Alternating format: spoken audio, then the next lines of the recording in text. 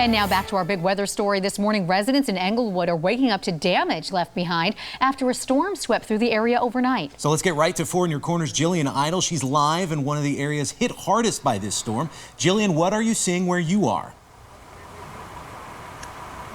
Well, Miriam, Chris, I want to show you now. We're here off DeSoto Drive, and I want to just show you that, there's branches down, debris just scattered everywhere. If we can get a closer look, you can see there's just tons of branches. Here's some plywood and stuff. We've also seen power lines, of course, down, and you're looking right now at a closer look. Now, crews have been here overnight. We've been updating this and taking a look at those people without power. We've been told that there's been hundreds of people in the area without power, but the latest information updated just about 15 minutes ago, FPL says now 600 people just had their power restored here in the area, which is a huge number. That means there's only about a couple hundred people left in the area that still don't have power here.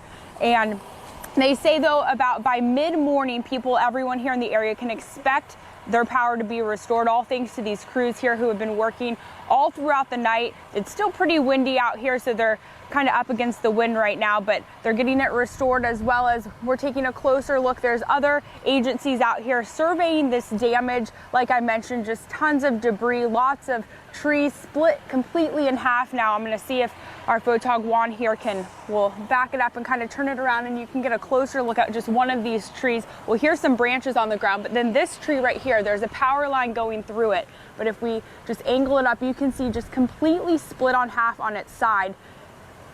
Crazy out here, and this is just one of the several trees. There's many like this out here, just completely split in half.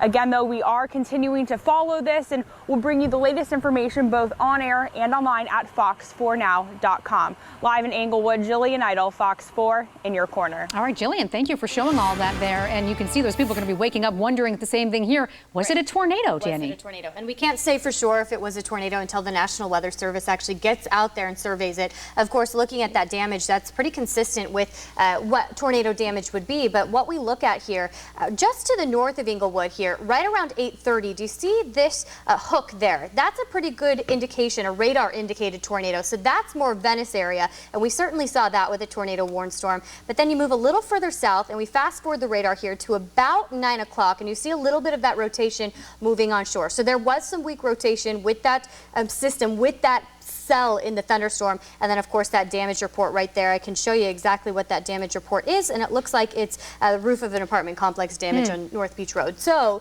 the damage assessment, it was certainly there. We saw a little bit of that weak rotation, but we need the National Weather Service to actually get out there and say for sure whether or not it was a tornado. Okay. All right, Danny. Well, thanks for showing us that, because it does make it look very interesting, too, from that science perspective. And, of course, neighbors waking up, hopefully going to have no major issues with their house or power. But we're going to continue to follow the breaking news here. It is a situation that we'll keep an eye on throughout the morning. As you saw, Jillian is live there. We're going to go back out live to her in just a little bit. And you can also stay updated online, fox4now.com, and go to our Facebook page, too, where we'll keep you up to speed.